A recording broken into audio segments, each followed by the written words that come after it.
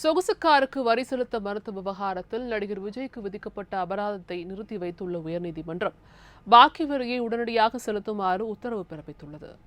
நடிகர் விஜய் கடந்த 2012ஆம் ஆண்டு இங்கிலாந்திலிருந்து இறக்குமதி செய்த ரோல்ஸ் ராய்ஸ் காருக்கு வணிக வரித்துறை சார்பில் நுழைவு வரி விதிக்கப்பட்டது. ஆனால் இந்த வரியை செலுத்த மறுத்த அவர் வரி விதிக்கப்பட்டதற்கு எதிராக சென்னை உயர்நீதிமன்றத்தில் வழக்கு தொடர்ந்தார். இந்த வழக்கை விசாரித்த தனி நீதிபதி வரி செலுத்த மறுத்த நடிகர் விஜய்க்கு கடும் கண்டனம் தெரிவித்தார். சினிமாவில் மட்டும் ஹீரோவாக இல்லாமல் நிஜ வாழ்விலும் ஹீரோவாக இருக்க வேண்டும் என நீதிபதி விமர்சித்திருந்தார். மேலும் நடிகர் விஜய்க்கு 1 லட்சம் ரூபாய் அபராதம் விதித்தார். இந்நிலையில் நீதிமன்றத்தின் இந்த விமர்சனத்தை திரும்பப் பெற கோரியும் அபராதத்தை வாபஸ் பெறவும் சென்னை உயர்நீதிமன்றத்தில் நடிகர் விஜய் மேல்முறையீடு செய்தார். வரி பாக்கியை செலுத்த தயாராக உள்ளதாக தெரிவித்த விஜய் தனி நீதிபதி தன்னை தேச விரோதி போல் பேசியிருப்பதை நீக்க வேண்டும் எனவும் வலியுறுத்தினர். இதனை விசாரித்த நீதிமன்றம் நடிகர் விஜய்க்கு விதிக்கப்பட்ட அபராத தொகையை நிறுத்தி வைத்துள்ளது. மேலும் வரி பாக்கியை விரைவில் செலுத்தி அதற்கான சலானை சமர்ப்பிக்கவும் உத்தரவிட்டுள்ளது. நடிகர் விஜயின் மேல்முறையீட்டு மனு தொடர்பாக தமிழக அரசு பதிலளிக்கவும் உத்தரவிட்டு வழக்கை ஒத்திவைத்துள்ளது.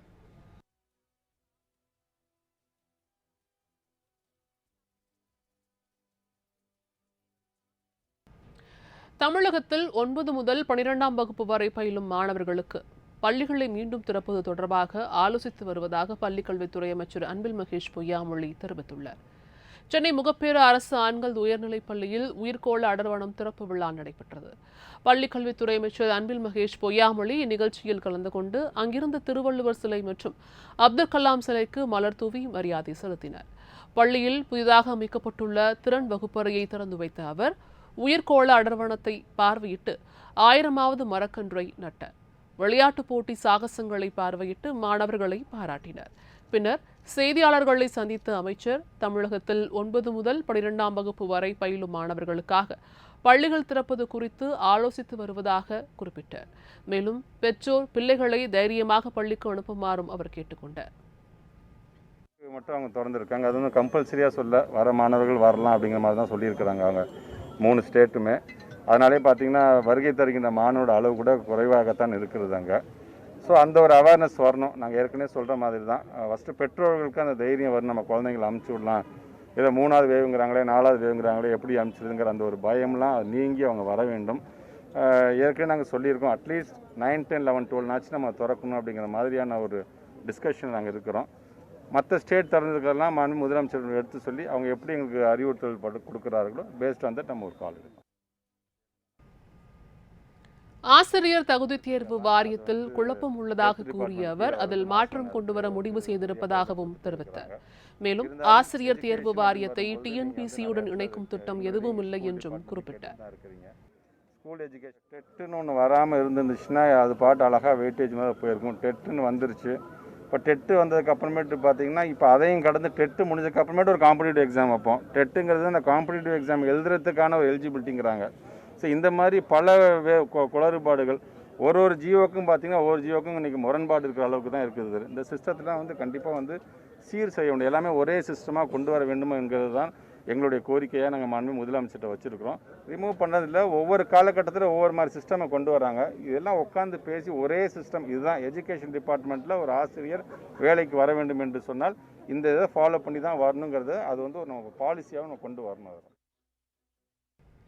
கல்வி மற்றும் வேலை வாய்ப்புகளில் வன்னியருக்கு 10.5% இடஒதுக்கீடு வழங்கி அரசாணை வெளியிட்ட முதலமைச்சர் மு.க.ஸ்டாலினுக்கு பாமக தலைவர் ஜி.கே. மணி நன்றி தெரிவித்தார். மிகவும் பிற்படுத்தப்பட்ட வகுப்பிற்கான 20% இடஒதுக்கீட்டில் வன்னியர்களுக்கு 10.5%, சீர்மரபினருக்கு 7%, இதர சமூகங்களுக்கு 2.5% இடஒதுக்கீடு வழங்கும் அரசாணையை தமிழ்நாடு அரசு நேற்று வெளியிட்டது. இதனைத் தொடர்ந்து சென்னை தலைமை செயலகத்தில் முதலமைச்சரை சந்தித்த பாமக தலைவர் ஜி.கே. மணி மற்றும் அக்கட்சி நிர்வாகிகள் நன்றி தெரிவித்தனர்.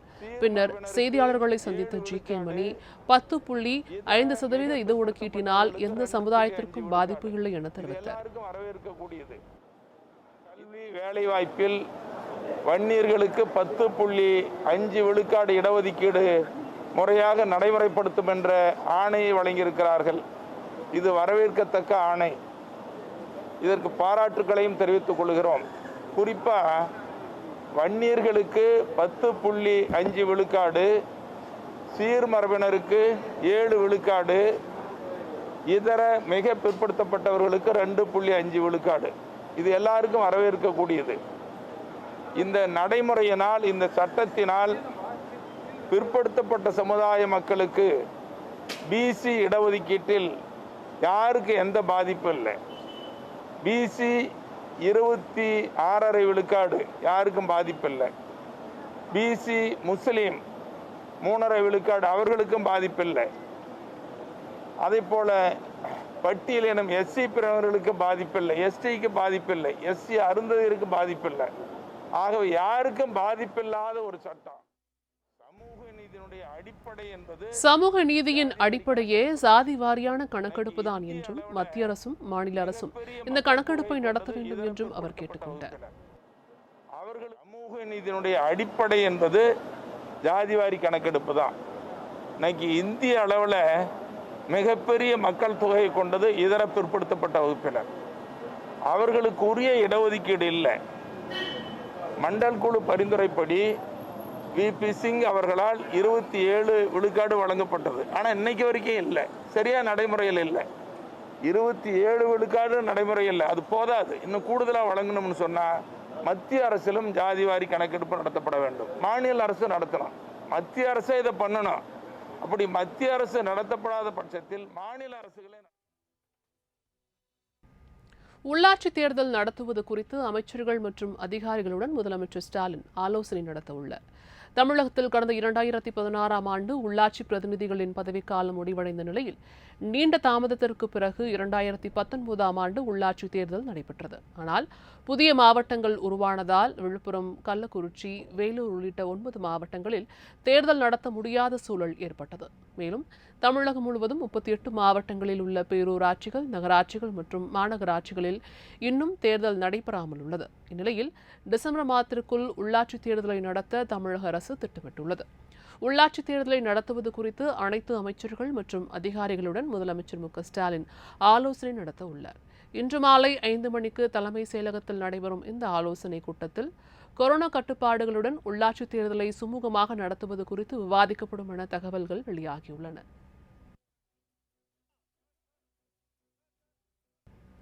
205 நாடுகள் பங்கேற்றுள்ள டோக்கியோ ஒலிம்பிக்கில் இந்திய அணி ஒரே ஒரு வெள்ளிப்பதக்கம் பெற்று பதக்கப்பட்டியலில் 34வது இடத்தில் உள்ளது. உலகின் முதன்மையான விளையாட்டு நிகழ்வான ஒலிம்பிக் போட்டிகள் ஜப்பான் தலைநகர் டோக்கியோவில் கோலாகலமாக தொடங்கி நடைபெற்று வருகின்றன. 32வது ஒலிம்பிக் போட்டியான டோக்கியோ ஒலிம்பிக்கில் இதுவரை இல்லாத அளவில் 127 வீரர் வீராங்கனைகள் இந்தியா சார்பில் கலந்து கொண்டுள்ளனர். இதில் முதல் நாளிலேயே மகளிர் 49 கிலோ எடைப்பிரிவு வலுதூக்குதல் போட்டியில் வெள்ளிப்பதக்கம் வென்று நாட்டிற்கு பெருமை சேர்த்தார் மீராபாய் சானு. ஆனால் அதன் பிறகு இந்தியாவுக்கு பதக்கம் எட்டாக்கணியாகவே உள்ளது. பகல் 1 மணி நிலவரப்படி பதக்கப்பட்டியலில் இந்தியா 34வது இடத்திலும் போட்டியை நடத்தும் ஜப்பான் 8 தங்கம், 2 வெள்ளி, 4 வெண்கலம் என மொத்தம் 14 பதக்கங்களுடன் 3வது இடத்திலும், 5 தங்கம், 7 வெள்ளி, 4 வெண்கலம் என மொத்தம் 16 பதக்கங்களுடன் ரஷ்யா 4ஆம் இடத்திலும், 4 தங்கம், 5 வெள்ளி, 1 வெண்கலம் என மொத்தம் 10 பதக்கங்களுடன் பிரிட்டன் 5வது இடத்திலும் உள்ளன. டெல்லியில் மத்திய உள்துறை அமைச்சர் அமித்ஷாவுடனான சந்திப்பில் அரசியல் குறித்து எதுவும் பேசவில்லை என எடப்பாடி பழனிசாமி தெரிவித்துள்ளார். நடந்து முடிந்த சட்டமன்ற தேர்தலில் பாஜகவுடன் கூட்டணி அமைத்த அதிமுக தோல்வியை தழுவியது. எனவே தமிழகத்தில் அதிமுக எதிர்க்கட்சியாக இருக்கும் நிலையில் எதிர்க்கட்சி தலைவராக எடப்பாடி பழனிசாமி தேர்ந்தெடுக்கப்பட்டார். மேலும் கட்சிக்குள் நிறைய சலசலப்புகள் இருப்பதாகவும் செய்திகள் கசிந்து வருகின்றன. இந்நிலையில் அதிமுக ஒருங்கிணைப்பாளர் ஓ பன்னீர்செல்வம் மற்றும் இணை ஒருங்கிணைப்பாளர் எடப்பாடி பழனிசாமி ஆகியோர் நேற்று முன்தினம் தனித்தனியாக டெல்லி புறப்பட்டு சென்றனர். நேற்று பிரதமர் மோடியை அவர்கள் இருவரும் சந்தித்து பேசிய நிலையில் இன்று நாடாளுமன்ற கட்டிடத்தில் மத்திய உள்துறை அமைச்சர் அமித்ஷாவை சந்தித்து பேசினர். இந்த சந்திப்பின் போது மேகதாது அணைக்கு மத்திய அரசு அனுமதி வழங்கக்கூடாது என அவர்கள் வலியுறுத்தியதாக சொல்லப்படுகிறது. இந்நிலையில் அமித்ஷாவுடனான சந்திப்பிற்கு பிறகு செய்தியாளர்களை சந்தித்த எடப்பாடி பழனிசாமி அரசியல் குறித்து எதுவும் பேசவில்லை என கூறினார். மத்திய உள்துறை அமைச்சர், மரியாதைக்குரிய மத்திய அமைச்சர் அமித்ஷா அவர்களை மரியாதை நிமித்தமாக நாங்கள் சந்தித்து வந்திருக்கிறோம். எந்த அரசியல் ரீதியாக இன்னைக்கு பேசல, அதான் நேரத்தை சொல்லிட்டேன். நேற்றைய தினமே மாண்புமிகு பாரத பிரதமர் அவர்களை சந்திச்சது போது என்னென்ன விஷயமாக பேசப்பட்டதோ அதையெல்லாம் உங்களுடைய ஊடகத்தின் வாயிலாக பத்திரிகை வாயிலாக நேற்றைய தினம் தெரிவித்து விட்டேன். அனைவருக்கும் நன்றி, வணக்கம். குழந்தைகளுக்கு அடுத்த மாதத்திலிருந்து கொரோனா தடுப்பூசி செலுத்த வாய்ப்புள்ளதாக மத்திய சுகாதாரத்துறை அமைச்சர் மன்சுக் மாண்டவியா தெரிவித்துள்ளார். பிரதமர் மோடி தலைமையில் பாஜக நாடாளுமன்ற உறுப்பினர்கள் கூட்டம் இன்று நடைபெற்றது. அப்போது நாடாளுமன்ற கூட்டம் தொடங்கியது முதல் காங்கிரஸ் உள்ளிட்ட எதிர்க்கட்சிகள் அவை நடவடிக்கைகளை புறக்கணித்து தொடர் அமளியில் ஈடுபட்டு இரு அவைகளையும் முடக்கி வருவது தொடர்பாக ஆலோசிக்கப்பட்டது.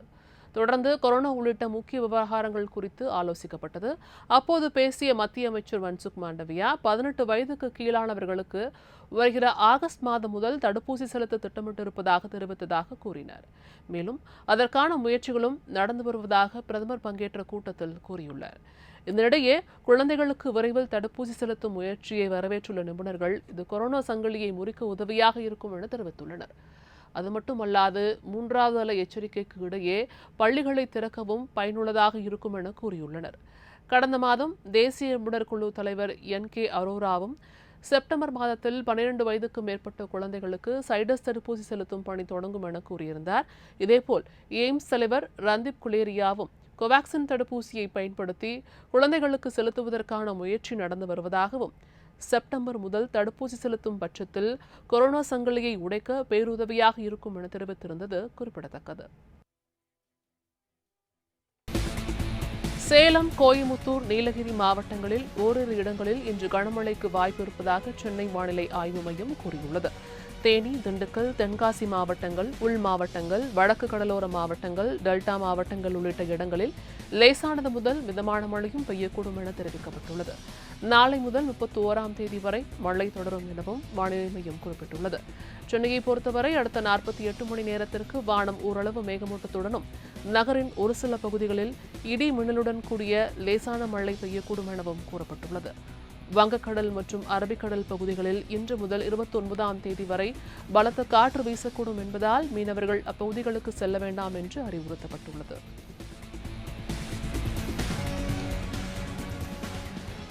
டோக்கியோ ஒலிம்பிக் பளுதூக்கும் போட்டியில் வெள்ளிப்பதக்கம் வென்ற மீராபாய் சானு குட்டி ரசிகை குறித்த பதிவு ஒன்றை தனது ட்விட்டர் பக்கத்தில் பதிவிட்டுள்ளார். சைக்கோ மீராபாய் சானுவின் குட்டி ரசிகை ஒருவர் இறுதிப் போட்டியின் போது மீராபாய் சானு பளுதூக்குவதை போன்றே தானும் பளுதூக்கி அவரை போன்றே மகிழ்ச்சியை வெளிப்படுத்தினார்.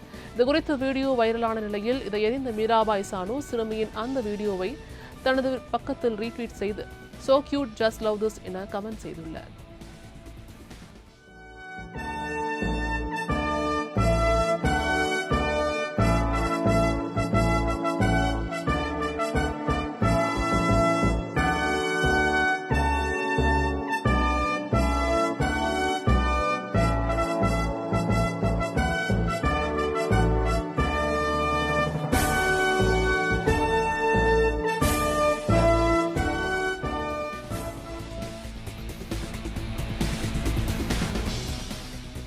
தற்காலிகமாக நியமிக்கப்பட்ட 3296 ஆசிரியர் பணியிடங்களை மேலும் 3 ஆண்டுகளுக்கு நீட்டித்து தமிழக அரசு அரசாணை வெளியிட்டுள்ளது.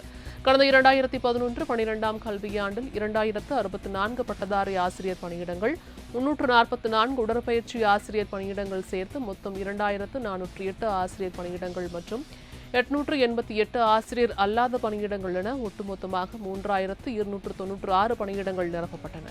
இந்த பணியிடங்கள் கடந்த 2018 2021 பிப்ரவரி வரையில் 3 ஆண்டு நீட்டிப்பு செய்யப்பட்ட நிலையில் தற்போது மேலும் 3 ஆண்டு நீட்டிப்பு செய்து அரசாணை வெளியிடப்பட்டுள்ளது.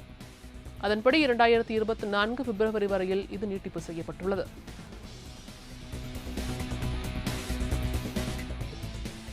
நாடாளுமன்ற அலுவல்களை நடத்த விடாமல் காங்கிரஸ் கட்சியினர் முடக்குவதாக பிரதமர் மோடி குற்றம் சாட்டியுள்ளார். பிரதமர் மோடி தலைமையில் பாஜக நாடாளுமன்ற உறுப்பினர்கள் கூட்டம் இன்று நடைபெற்றது. அப்பொழுது பேசிய அவர், நாடாளுமன்ற கூட்டம் தொடங்கியது முதல் இன்று வரை அவை நடவடிக்கைகள் எதுவும் நிகழாமல் முடக்கப்படுவதாக கூறினார். பெகாசஸ், வேளாண் சட்டங்கள் உள்ளிட்ட பிரச்சனைகளை முன்வைத்து அமளியில் ஈடுபடுவதன் மூலம் காங்கிரஸ் நாடாளுமன்ற அலுவல்களை நடத்த விடாமல் முடக்குவதாகவும் சாடினார். நாட்டின் கொரோனா நிலைமையை மறு ஆய்வு செய்வதற்காக கடந்த வாரம் நடந்த அனைத்துக் கட்சி கூட்டத்தை காங்கிரஸ் புறக்கணித்ததை சுட்டிக்காட்டிய அவர், கூட்டத்தில் பிற கட்சிகள் பங்கேற்பதையும் காங்கிரஸ் தடுத்து நிறுத்தியதாக கூறினார். மேலும் விவாதங்களில் பங்கேற்பதில் காங்கிரஸ் கட்சிக்கு ஆர்வம் இல்லை எனவும் சாடினார். ஆகஸ்ட் 15ஆம் தேதிக்கு பிறகு பாஜக நாடாளுமன்ற உறுப்பினர்கள் அனைவரும் தங்களது தொகுதிகளுக்கு சென்று மக்களை சந்தித்து உண்மை நிலையை எடுத்துக் கூற வேண்டும் எனவும் அறிவுறுத்தினார். தமிழ்நாட்டிற்கும் தமிழினத்தின் வளர்ச்சிக்கும் பெரும் பங்காற்றியவர்களுக்கு பெருமை சேர்க்கும் விதமாக தகைசால் தமிழர் விருது என்ற புதிய விருதை உருவாக்க முதலமைச்சர் மு.க.ஸ்டாலின் உத்தரவிட்டுள்ளார். இதுகுறித்து அவர் வெளியிட்டுள்ள அறிக்கையில், இந்த விருதிற்கான விருதாளரை தேர்வு செய்வதற்கு முதலமைச்சர் தலைமையில் தொழில்துறை, தமிழ் பண்பாட்டுத்துறை மற்றும் தலைமை செயலாளர் உள்ளிட்டோர் அடங்கிய குழுவை அமைக்க ஆணையிட்டுள்ளார். மேலும் ஒவ்வொரு ஆண்டும் தேர்வு செய்யப்படும் தேர்வாளருக்கு 10 லட்சம் ரூபாய்க்கான காசோலையும் சான்றிதழையும் சுதந்திர தினத்தன்று முதலமைச்சர் வழங்குவார் என தெரிவிக்கப்பட்டுள்ளது.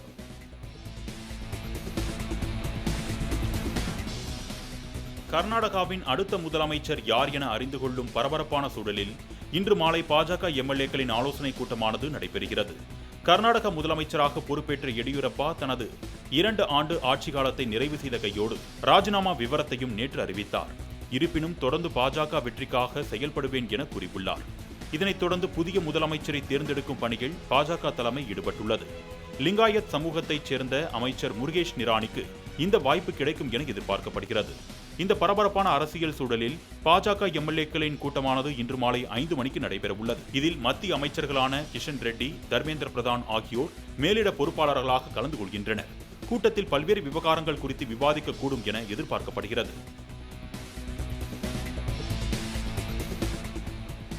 கொரோனா நெருக்கடி சூழலில் பிச்சை எடுப்பதை தடை செய்ய முடியாது என உச்சநீதிமன்றம் தெரிவித்திருக்கிறது.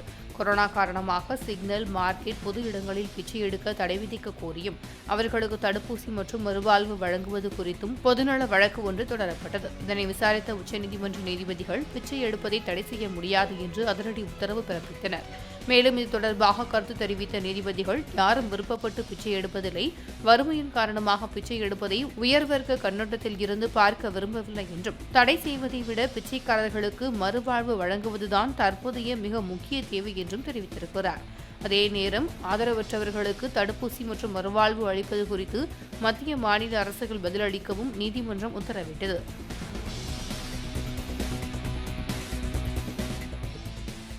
கோவையில் பெண் போக்குவரத்து காவலர் லஞ்சம் பெறும் வீடியோ காட்சிகள் சமூக வலைதளங்களில் வைரலாகி வருகிறது. பெரிய கடை வீதி காவல் நிலையத்தில் போக்குவரத்து காவலராக பணியாற்றி வருபவர் பாப்பாத்தி. இவர் கடந்த சில நாட்களுக்கு முன்பு வாகன ஓட்டுநர் ஒருவரிடம் லஞ்சமாக பணம் பெறும் வீடியோ வெளியாகியது. இந்த காட்சிகள் சமூக வலைதளங்களில் வைரலாகியதை தொடர்ந்து பாப்பாத்தி தற்போது ஆயுதப்படைக்கு மாற்றப்பட்டு இருப்பதாகவும், துறை ரீதியான விசாரணைக்கு பின்னர் நடவடிக்கைகள் எடுக்கப்படும் என காவல்துறை வட்டாரங்களில் இருந்து தகவல்கள் வெளியாகியுள்ளது.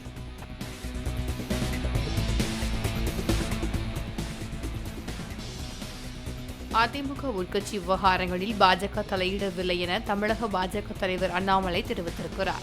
மறைந்த குடியரசுத் தலைவர் அப்துல் கலாமின் நினைவு நாளை முன்னிட்டு சென்னையில் உள்ள பாஜக தலைமை அலுவலகத்தில் அஞ்சலி செலுத்தும் நிகழ்ச்சி நடைபெற்றது. பாஜக தலைவர் அண்ணாமலை இந்நிகழ்ச்சியில் பங்கேற்று அப்துல் கலாமின் உருவப்படத்திற்கு மலர் தூவி மரியாதை செலுத்தினார். இதனைத் தொடர்ந்து செய்தியாளர்களை சந்தித்த அவர், அப்துல் கலாம் 2வது முறை குடியரசுத் தலைவர் ஆவதை திமுக தடுத்துவிட்டதாக தெரிவித்தார். கூட்டணி கட்சி என்ற ரீதியில்தான் ஓபிஎஸும் இபிஎஸும் பிரதமர் மோடியை சந்தித்து ஆலோசனை நடத்தியதாக தெரிவித்தார். அதிமுக உட்கட்சி விவகாரங்களில் பாஜக தலையிடுவதாக கூறும் குற்றச்சாட்டுகளில் உண்மை இல்லை என அவர் தெரிவித்தார். அனைத்து இந்திய அண்ணா திராவிட முன்னேற்ற கழகத்தினுடைய ஒருங்கிணைப்பாளர், இணை ஒருங்கிணைப்பாளர் அவர்கள் என்டிஏ கூட்டணியில் இருக்கிறார். அதில் எந்த ஒரு மாற்று கருத்தும் கிடையாது. அதிலே நம்முடைய பாரத பிரதமர் திரு நரேந்திர மோடிஜி அவர்களை பார்த்து அவரிடம் பேசிவிட்டு வந்திருக்கின்றார்கள். இதில் எதிர்க்கட்சிகள் அவர்கள் சொன்னது போல பாஜக தலையிடுறாங்க, இவங்க தலையிடுறாங்கன்னு சொல்கிறது எனக்கு புரியல. உண்மையாலுமே அவங்க அரசியல் தெரியுமா, இல்லை டெய்லி நியூஸ் பேப்பர் படிக்கிறாங்களான்னு எனக்கு தெரியல. தேசிய ஜனநாயக கூட்டணியில் இருக்கக்கூடிய ஒரு கட்சி, அதனுடைய கன்வீனர், அதனுடைய தலைவர் நம்முடைய பாரத பிரதமர் நரேந்திர மோடிஜி அவர்களை போய் பார்ப்பதற்கு அவருக்கு உரிமை இருக்கிறது. அந்த அடிப்படையில் போய் பார்த்துட்டு வர்றாங்க. இதில் எப்படி பாஜக தலையிடுறாங்கன்னு எப்படி நம்ம சொல்ல முடியும்?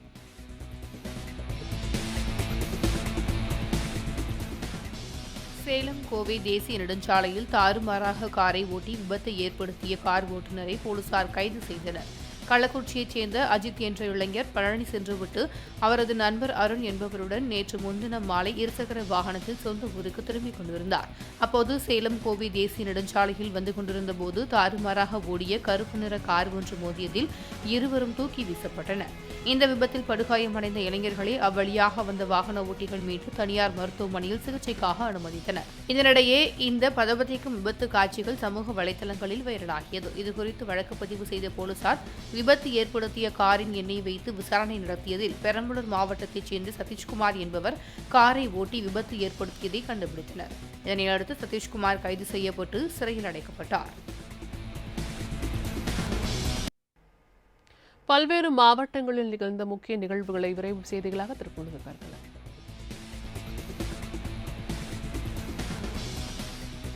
நாகர்கோவில் அருகே பெருச்சாளியை பிடிக்க முயன்று 10 அடி ஆழப்பள்ளத்தில் மாட்டிக்கொண்ட அனலி பாம்பு பத்திரமாக மீட்கப்பட்டது. கன்னியாகுமரி மாவட்டம் நாகர்கோவில் அடுத்த பள்ளிவெள்ளை முத்தாரம்மன் கோவில் குடியிருப்பு பகுதியில் புதிய கட்டிடப் பணி நடைபெற்று வருகிறது. அங்கு நுழைந்த 2 நீள அனலி பாம்பு அஸ்திவாரம் தோண்டிய பள்ளத்தில் இருந்த பெருச்சாளியை பிடிக்க பள்ளத்திற்குள் இறங்கியது. அப்போது பெருச்சாளி ஓடிவிடவே பாம்பு அங்கேயே மாட்டிக்கொண்டது. தகவலறிந்து வந்த வனத்துறையினர் அந்த பாம்பினை மீட்டு அடர்ந்த காட்டில் விட்டனர். திண்டுக்கல் மாவட்டம் கொடைக்கானல் மலைப்பகுதிகளில் காட்டு யானையின் அட்டகாசத்தை தடுக்க கோரி அப்பகுதி விவசாயிகள் வனத்துறையினருக்கு கோரிக்கை விடுத்துள்ளனர். கொடைக்கானல் கீழ்மலை பகுதிகளான அஞ்சுவீடு, பேத்துப்பாறை, கேசிப்பட்டி, பாச்சலூர் உள்ளிட்ட கிராமங்களில் வசிக்கும் மக்கள் விவசாயமே பிரதான தொழிலாக செய்து வருகின்றனர். இங்கு அவரை, பலா, வாழை, காபி உள்ளிட்ட பல்வேறு பயிர்கள் விவசாயம் செய்யப்படுகிறது. இந்நிலையில் இங்கு தொடர்ந்து படையெடுக்கும் காட்டு யானைகள் விளைநிலங்களை சேதப்படுத்தியும் விவசாயிகளை அச்சுறுத்தியும் வருகிறது. இதனால் வேதனை அடைந்த விவசாயிகள் விளைநிலங்களுக்குள் யானை வராமல் தடுத்து காற்றுக்குள் விரட்ட கோரி பலமுறை கோரிக்கை விடுத்தும் அதிகாரிகள் அலட்சியம் காட்டுவதாக கூறப்படுகிறது. எனவே உடனடியாக நடவடிக்கை எடுக்க தங்கள் வாழ்வாதாரத்தை காக்க வேண்டும் என விவசாயிகள் கோரிக்கை விடுத்துள்ளனர். தென்காசியில் வானில் நீண்ட நேரம் தோன்றிய வானவில்லை பொதுமக்கள் மிகுந்த ஆர்வத்துடன் கண்டு ரசித்தனர். தென்காசி மற்றும் சுற்றுவட்டார பகுதிகளில் மேகமூட்டத்துடன் அவ்வப்போது சாரல் மழை பெய்து வருகிறது. இந்நிலையில் இன்று காலை தென்காசி பகுதியில் கருமேகங்களுக்கு இடையே வண்ணமயமான வானவில் தோன்றியது. பொதுவாக வானில் தோன்றும் வானவில் 5 நிமிடங்களில் மறைந்துவிடும். ஆனால் இன்று தோன்றிய வானவில் சுமார் 15 நிமிடத்திற்கு மேல் வானை வண்ணமயமாக்கிக் கொண்டு இருந்தது. இதனை ஏராளமான பொதுமக்கள் மிகுந்த ஆர்வத்துடன் கண்டு ரசித்தனர்.